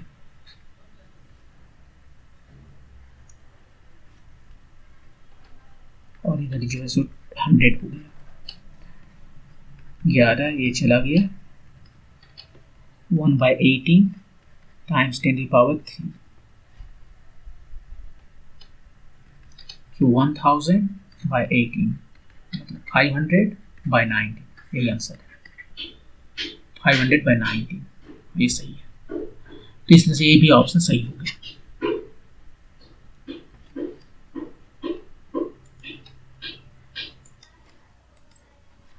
नेक्स्ट क्वेश्चन,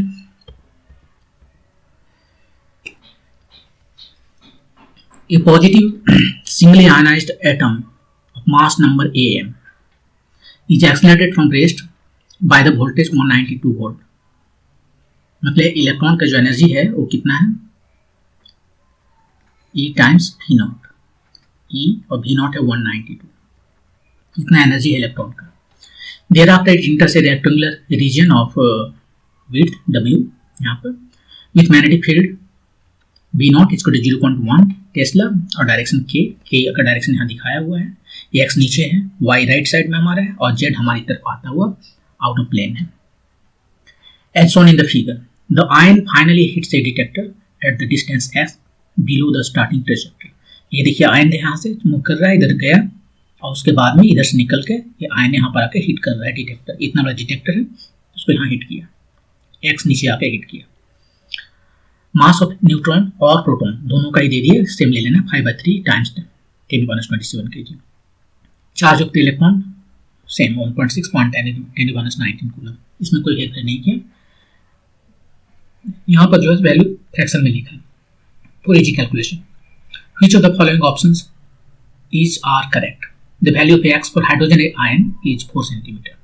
सही है या नहीं? तो देखिए क्या होता है, यदि आप किसी मैग्नेटिक फील्ड में, फील्ड के अंदर में जाकर इसको कुछ वेलोसिटी देते हैं पार्टिकल को, तो क्या होता है, उस पर एक फोर्स लगता है, वो फोर्स जो है परपेंडिकुलर होता है उसके मोशन के, QV cross B Lorentz force motion के और परपेंडिकुलर, और ये B के भी परपेंडिकुलर, B के परपेंडिकुलर, B यहाँ पर जो दिखा रहा है ये कौन सा डायरेक्शन है, आउट ऑफ प्लेन है, राइट। तो ये फोर्स जो लग रहा है इस प्लेन में लगेगा, क्योंकि B पर परपेंडिकुलर मतलब B तो आउट ऑफ प्लेन है तो इस प्लेन में आके लगेगा, और V के भी परपेंडिकुलर है, भी यदि जिधर भी है, इधर भी है तो इसके परपेंडिकुलर डायरेक्शन में लगेगा, इधर भी है तो इसके परपेंडिकुलर डायरेक्शन में लगेगा। तो इसका मतलब है कि इसे एक सर्किल में रोटेट करेगा, और इसका रेडियस हम निकाल सकते हैं, कितना होता है रेडियस यहाँ पर निकाल लेते हैं। इस पर जो सेंट्रीफ्यूगल फोर्स इसे चाहिए एक सर्किल में घूमने के लिए, वो प्रोवाइड करता है ये मैग्नेटिक फोर्स mv²/r, और ये यहाँ पर है QV क्रॉस B, और B और B के बीच में एंगल तो 90 डिग्री है, B इस प्लेन में है और B इस प्लेन के परपेंडिकुलर है, तो यहाँ sin 90 डिग्री 1 छोड़ दिए उसको, तो यहाँ से हमें R का वैल्यू निकल जाता है mv/qb। आपको ये याद रखना चाहिए, mv/qb ये इसका रेडियस ऑफ सर्कुलर पाथ है। लेकिन यदि हम इसे अंदर में ना ले जाकर जहाँ से फील्ड स्टार्ट हो रहा है वहीं से इसको हम भेज रहे हैं, यहाँ से फील्ड स्टार्ट हो रहा है ऐसे जा रहा है, तो क्या करेगा, तो जो क्या करेगा कि ये इधर से सीधा जाएगा तो इस पर एक फिर सेंट्रल फोर्स लगेगा और ये जो है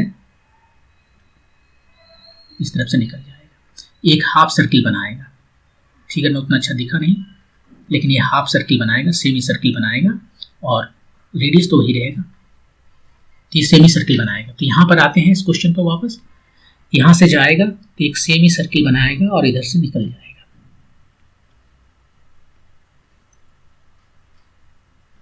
कुछ ऐसे सेमी सर्किल बनाएगा, और इसका रेडियस है r, जो यहाँ पर हम दे रहे हैं mv/qb। तो x का वैल्यू कितना हो गया, x का वैल्यू हो गया 2r, r कैपिटल लिखते हैं ताकि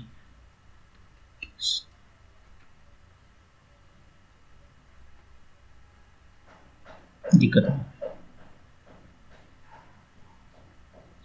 2r, और 2r, r कितना है mv/qb, सबका वैल्यू रख देते हैं। m कितना है, हाइड्रोजन आयन है, हाइड्रोजन आयन में जस्ट एक प्रोटॉन है, हाइड्रोजन आयन जस्ट एक प्रोटॉन है, उसका मास है 5/3 times 10⁻27 kg।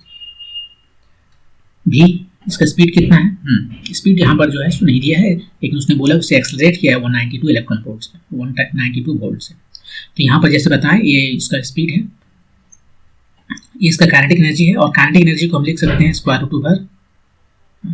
√/p² by 2m, right.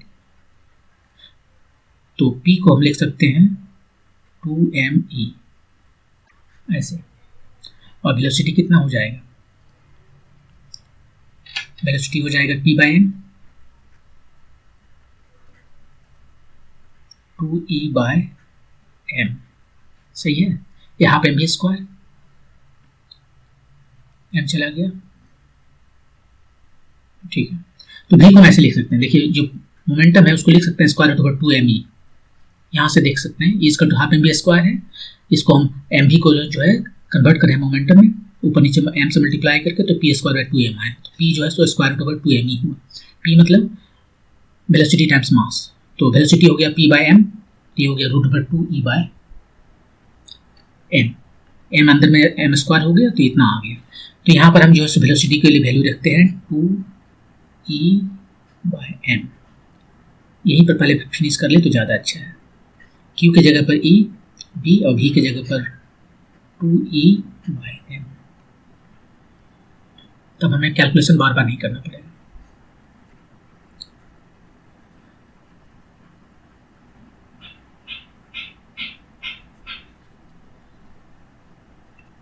तो यहाँ पर हो गया 2 बाय e बाय b, और m को जो अंदर ले गए तो m स्क्वायर हो गया, यहाँ पर 2 है, e की जगह पर हम लिख सकते हैं e v नोट, जितना से इसको एक्सेलरेट किया गया वो पोटेंशियल और इलेक्ट्रॉनिक चार्ज बाय m, तो एक तो m चला गया, e भी अंदर चला गया, ये हो गया 2m, e अंदर जाके e स्क्वायर हो जाएगा तो नीचे में e हो गया, ऊपर वाला e कट गया, e हमारा आया x।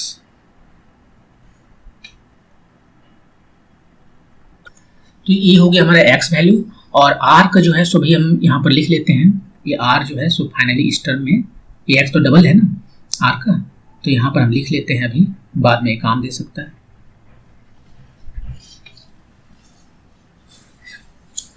तो ये सबका वैल्यू रखते हैं और देखते हैं कि कितना आता है। 2 बाय b कितना 0.1 टेस्ला है, मास कितना दिया है 5/3 टाइम्स 10⁻⁻27 kg, v नॉट 192 दिया है, और इलेक्ट्रॉनिक चार्ज 1.6 टाइम्स 10⁻⁻19 कूलम, जो भी आया वैल्यू वो हो जाएगा। यहाँ पर तो 20 हो गया।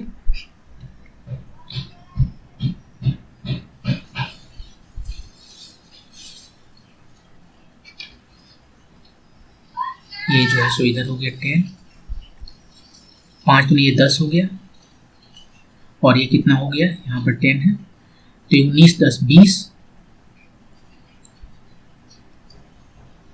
19 10 19 1 20 और 7 यहाँ पर 10⁻⁻, और ये 64 और ये 60 आया वैल्यू 20 इंटू ये 2 बाहर हो गया, ये 10⁻6 है तो 10⁻3 आ गया, तो 2 दूनी 4 टाइम्स 10⁻2 मीटर, मतलब 4 सेंटीमीटर। हाँ सही है, हाइड्रोजन आयन के लिए ये 4 सेंटीमीटर होगा। नेक्स्ट क्वेश्चन है कि the value of x for an ion with am equal to 144। Hydrogen के लिए am कितना था 1, उसमें एक ही प्रोटॉन था, लेकिन अब कोई दूसरा कुछ लिया है जिसका जो है सो am जो है सो 144 है, उसके लिए ये 48 सेंटीमीटर होगा, चेक करना होगा क्या डिफरेंस है हाइड्रोजन से। इसको हम यदि हाइड्रोजन के लिए बोलते हैं x हाइड्रोजन, ठीक है, तो देखिए इसमें से क्या डिफरेंस आएगा। m के जगह पर जो है सो केवल चेंज होगा, और कहीं चेंज होगा, कहीं चेंज नहीं होगा। यहाँ पर m को हमने कितना लिखा था 1 हाइड्रोजन लिखा था, तो अब यहाँ पर है m के जगह पर हमें लिखने का पड़ेगा 144 हाइड्रोजन, तो 144 यहाँ से बाहर आ गया, 144 यहाँ से बाहर आ गया, और बाकी सब का सब्जियों का त्यों, पूरा क्यों लिखने जाए टाइम बर्बाद करने के लिए। x जो am इसको टू 144 के लिए ये 12 और xh, सिंपली यहाँ पर m की जगह पर 144 है, ये एटॉमिक मास है, मास नंबर है, ये एटॉमिक नंबर नहीं है, तो जितना मास नंबर है उतना ही उसका टोटल नंबर ऑफ प्रोटॉन और न्यूट्रॉन होता है, सम ऑफ प्रोटॉन एंड न्यूट्रॉन, और दोनों ही का मास सेम दिया हुआ है। तो यहाँ पर हम सिंपली मास जो है उसको लिख सकते हैं 144 टाइम्स हाइड्रोजन का मास, तो 144 से 12 बाहर चला आया, और इधर XH जो वैल्यू यहाँ पर आया वो XH है, 4 सेंटीमीटर है, 12 गुना 4, 48 सेंटीमीटर, तो ये भी सही हो गया। थर्ड का देखते हैं। थर्ड कह रहा है कि for detecting ions with AM 1 और मोर देन 1 and 196 और लेस देन 196, मतलब कि मिनिमम 1 और maximum 196। The minimum height x1 minus x0 of the detector is 55 centimetre. Detector का हाइट कहाँ कितना होगा, यहाँ से लेकर यहाँ तक, राइट। और जो हमारे पास जितना बड़ा ये होगा आयन, जितना हैवियर आयन होगा हमारा ये उतना ही ज़्यादा जाएगा। अभी देखिए 4 सेंटीमीटर था हाइड्रोजन के लिए, और दूसरा आइटम जिसका मास नंबर 144 है ये 48 सेंटीमीटर हो गया। तो 196 के लिए, अभी इसने 192 के लिए बोला ना, 192 के लिए हमें पता है नहीं, कहाँ 192 के लिए बोला, तो 144 के लिए पता है, तो 196 के लिए बात कर रहा है। ये कितना होगा, x1 माइनस x0, x1 यहाँ तक माइनस x0, ये टॉप कितना होगा। ये टॉप किसके लिए है, हाइड्रोजन के लिए है। भले ही इसके लिए बोल दिखा रहा हूँ हाइड्रोजन के लिए, लेकिन एक जो है सो हाइड्रोजन का ही है, तो हमें ये पता है हाइड्रोजन के लिए जो है वैल्यू x0 था ना क्या, x0 तो हाइड्रोजन के लिए है, सबसे छोटा हाइड्रोजन के लिए वो था 4 सेंटीमीटर, और x1 वो किसके लिए है, AM इज इक्वल टू 196 के लिए। यहाँ पर देखिए रिलेशन है सीधी, जितना मास नंबर आएगा उसका स्क्वायर रूट इधर ले लेंगे,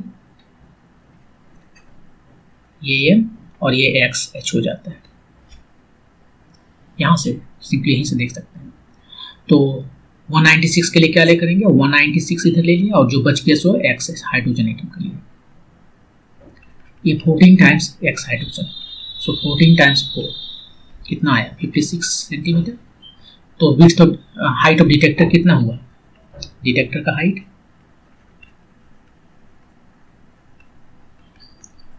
x1 माइनस x0, 56 माइनस 4, सो 52 सेंटीमीटर होना चाहिए डिटेक्टर का हाइट। तब इस रेंज में जितने भी एटम्स आ रहे हैं जिसका मास नंबर 1 और 196 के बीच में है, वो सबको हम डिटेक्ट कर सकते हैं। कितना चाहिए 52 ना, इसने 55 बोल दिया, ये गलत हो गया। और लास्ट वाला देखते हैं कि the minimum width W of the region of the magnetic field for detecting ions with AM is equal to 196 is 56 centimetre. 196 के लिए ये W कितना होगा, 196 के लिए रेडियस कितना, अभी x का वैल्यू निकाले हैं ना, देखिए x का वैल्यू निकाले हैं यहाँ 56 सेंटीमीटर। तो क्या विड्थ भी W 56 होगा, नहीं, विड्थ तो रेडियस है ना, विड्थ जो है सो रेडियस होगा। यदि मान लेते ऐसे चलता यहाँ से आ रहा है, तो ये तो रेडियस है, W जो है वो रेडियस है, और रेडियस इस x का आधा है, यहाँ पर देख लीजिए ये दोनों के बीच में रिलेशन है 2/b, x जो है सो डबल है इसका, इधर जो हम निकाल रहे हैं वो डायमीटर है, तो रेडियस जो है d केस में वो W जो है वो रेडियस है, वो x AM 196 का आधा होगा।